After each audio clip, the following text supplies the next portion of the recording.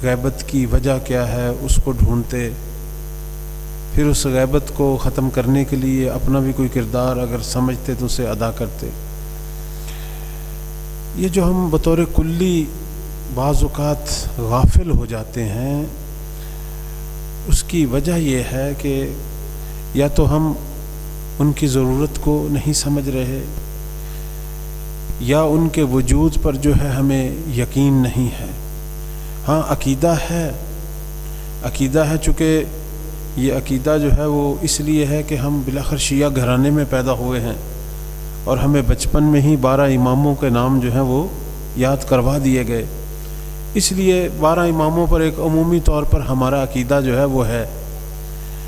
لیکن آیا میں واقعاً اس دور میں ایک امام کا قائل ہوں کہ جو کائنات کے اندر قطب ہیں، مرکز ہیں، حجت ہیں، جن کے وجود مبارک سے یہ نظام چل رہا ہے، جو میرے تمام حالات پر باخبر ہیں، جو مجھے خلوت میں جلوت میں دیکھتے ہیں، میرے تمام امور سے واقف ہیں، آیا میں واقعاً کسی ایسی ہستی پر عقیدہ جو رکھتا ہوں اس پر یقین بھی رکھتا ہوں یا نہیں؟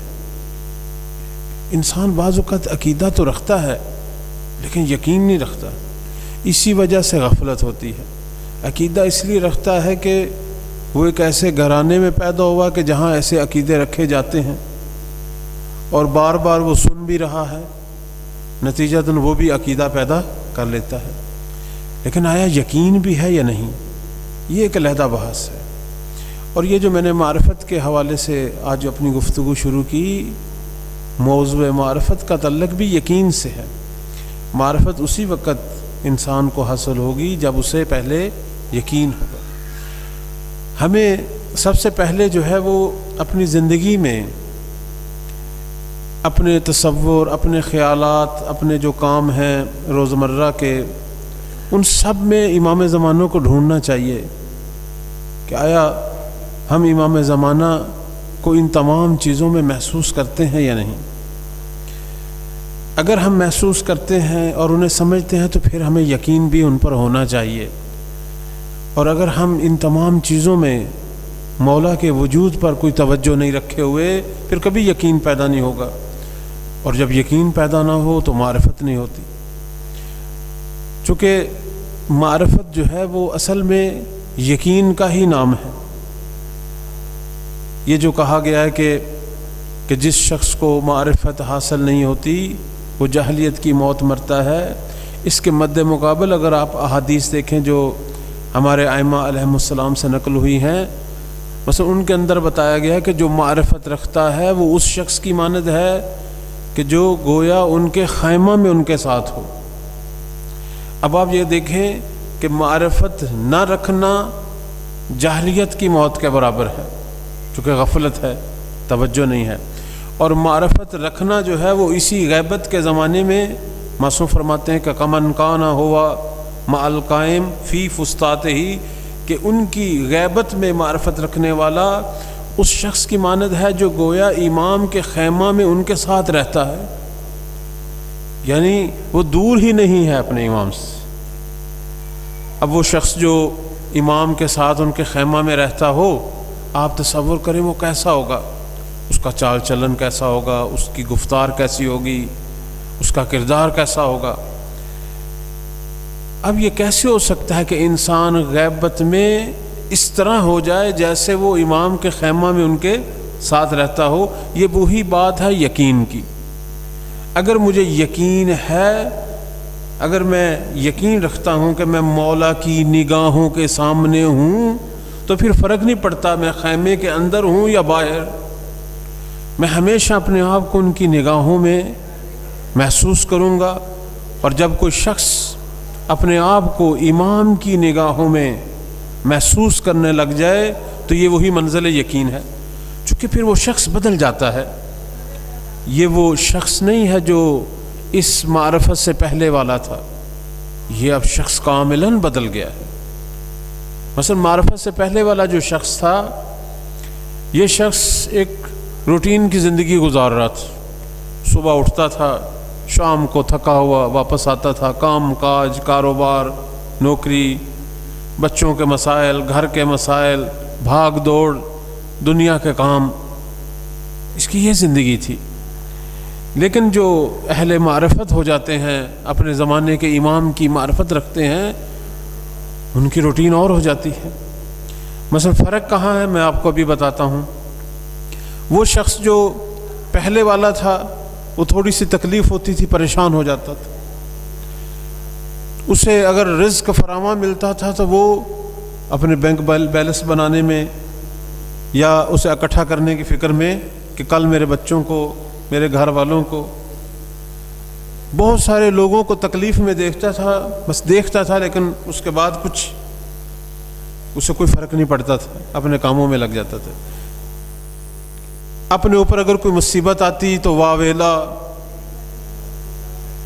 اور چیختا چلاتا اور پروردگار کی بارگاہ میں شکوے شکایت۔ ایک عام آدمی ایسا ہی ہے نا، کہیں کوئی مشکل ہوتی تو وہاں چلا جاتا، چاپلوسی بھی کرنے لگ جاتا تاکہ میری مشکل جو ہے وہ حل ہو۔ نہ اس کی زندگی میں کوئی عزت و وقار، نہ اس کی سوچ میں کوئی توکل، اس کی تمام تر زندگی جو ہے وہ خالی ہے، صرف وہ جو کچھ کر رہا ہے وہی کچھ ہے۔ لیکن جو امام پر یقین پیدا کرتا ہے، جو معرفت امام رکھتا ہے، وہ اور قسم کا آدمی ہے، وہ اس طرح کا آدمی نہیں ہے، وہ اور قسم کا ہے۔ یہی تو میں نے عرض کیا کہ یہ جو احادیث معرفت رکھنے اور نہ رکھنے میں جو فرق ڈالتی ہیں، اس سے پتہ چلتا ہے کہ بامعرفت کون ہے اور بے معرفت کون ہے۔ معرفت نہ رکھنے والے کے بارے میں سرکار دو عالم فرماتے ہیں کہ وہ جاہلیت کی موت مرے گا۔ مثلا من مات ولم یعرف امام زمانے ہی مات میتۃ جاہلیہ، چاہے وہ مسلمان ہے، شیعہ ہے، لیکن اس کی زندگی اتنی بے ارزش ہے، اس کی کوئی قدر و قیمت نہیں۔ سرکار دو عالم کا فرمان ہے، یہ سنی شیعہ دونوں قسم کی روایت میں ہے۔ معصوم فرماتے ہیں، پاک پیغمبر فرماتے ہیں، چاہے جتنا مرضی نمازی ہو، روزے دار ہو، اہل خیر ہو، بظاہر جو کچھ بھی ہو، لیکن وہ اسلام کی موت نہیں مرے گا، کیونکہ اس کی زندگی خالی ہے، مرکز ہدایت کی معرفت سے خالی ہے۔ حجت کی معرفت کا مطلب یہی ہوتا ہے، امام کی معرفت کا مطلب یہ ہوتا ہے کہ میں چشمہ ہدایت سے ہمیشہ متصل رہوں۔ ابھی جو کچھ اسلام ہے میرا وہ سنا ہوا ہے، پڑھا ہوا ہے، لیکن معرفت میں میں خود مرکز ہدایت سے متصل ہو جاؤں گا، دین کو اپنے امام کی نگاہ سے دیکھوں گا، ابھی دین بغیر امام کی نگاہ سے۔ معصوم فرماتے ہیں کہ جاہلیت کی موت کا مطلب کیا ہے کہ یہ اسلام کی موت نہیں مرے گا، چونکہ جب سرکار پیغمبر لفظ جاہلیت استعمال کرتے ہیں تو یہاں جاہلیت سے مراد قبل از اسلام جاہلیت ہے۔ البتہ جب ہمارے ائمہ استعمال کرتے ہیں تو ان کی جاہلیت سے مراد اسلام کے بعد والی جاہلیت ہے۔ اسلام سے پہلے جاہلیت اور بعد والی جاہلیت میں یہی فرق ہے۔ اسلام سے پہلے والی جاہلیت میں انسان مسلمان ہی نہیں ہوتا، لیکن بعد والی جاہلیت میں انسان مسلمان تو ہوتا ہے، مومن نہیں ہوتا۔ اس لیے یہ روایات میں ہے کہ جب مولا کا ظہور ہوگا تو وہ جو اسلام کے اندر جاہلیت آئی ہے وہ اسے ختم کریں گے، جس طرح نبی اسلام سے پہلے والی جاہلیت کو ختم کرتے تھے۔ اب اسلام سے پہلے والی جاہلیت کیا ہے؟ انسان مشرک ہو، کافر ہو، یہودی ہو، نصرانی ہو، یہ ہے جاہل، چونکہ یہ اصل اسلام سے دور ہے۔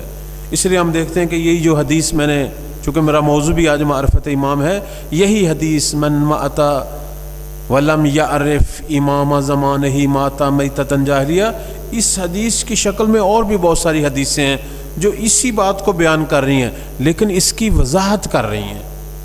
مثلا ابھی بہت سارے لوگوں کے ذہن میں یہ سوال ہے کہ یہاں جاہلیت سے کیا مراد ہے، دوسری حدیث اٹھائیں، تیسری اٹھائیں، وہ یہ پھر بیان کریں گی کہ مات یہودیہ، مات نصرانیہ لیسا بمسلم، حتیٰ بعض حدیث کہیں گی مات کافرہ و مشرکہ، کہ جو شخص امام زمان کی معرفت نہیں رکھتا وہ اسلام پہ ہی نہیں مرتا۔ بعض حدیثیں کہتی ہیں کافر مرتا ہے، بعض کہتی ہیں مشرک مرتا ہے، بعض کہتی ہیں یہودی مرتا ہے، بعض کہتی ہیں عیسائی مرتا ہے، لیکن اسلام پہ نہیں مرتا۔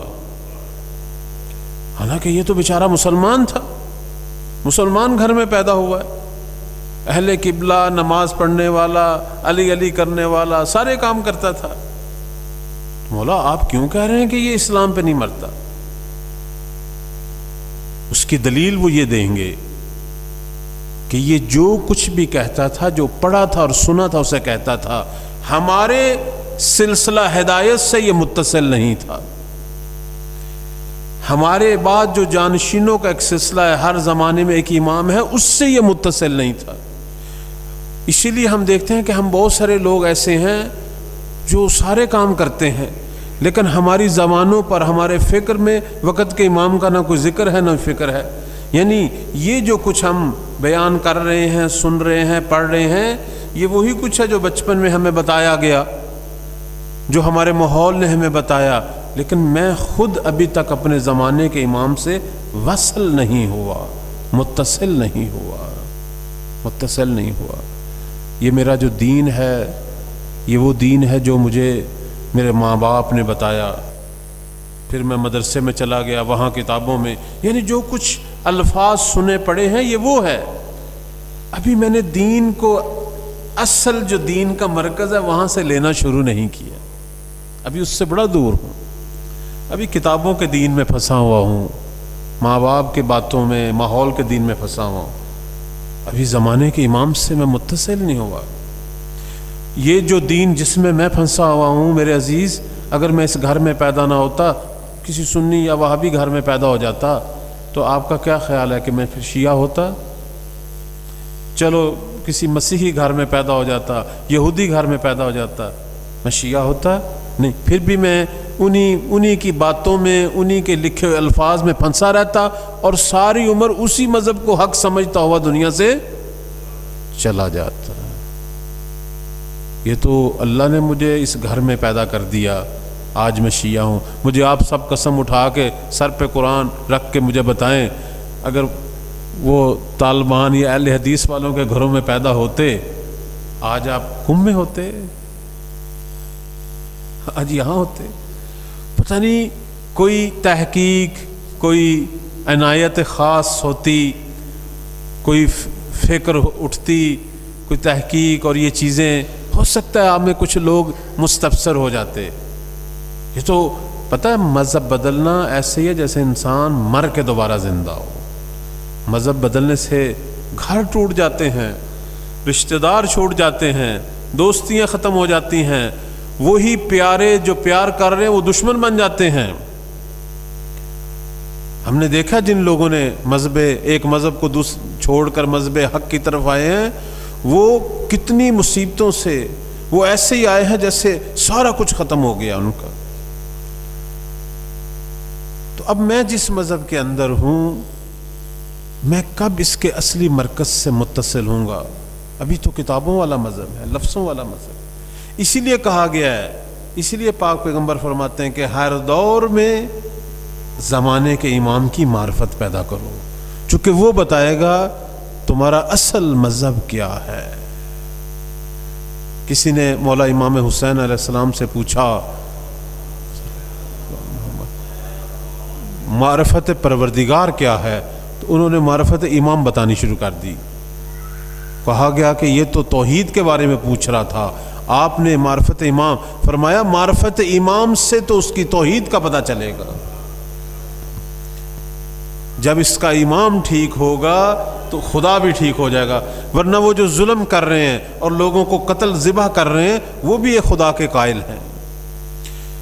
کیوں ایک شخص کمزور آدمی پر اللہ اکبر کہہ کے ہاتھ اٹھا رہا ہے، اسے ٹکڑے کر رہا ہے، اور ایک شخص جو ہے وہ کسی کمزور سے لڑنے کے لیے تیار نہیں، اس کو پناہ دے رہا ہے، اس کو پلا رہا ہے، پانی پلا رہا ہے، اس کو ٹھنڈی جگہ پہ رکھ رہا ہے، اس کے ساتھ محبت سے پیش آ رہا ہے۔ فرق کہاں آ گیا؟ یہ بھی خدا کا قائل ہے، یہ بھی اہل قبلہ ہے، وہ بھی اہل قبلہ ہے، فرق ایمان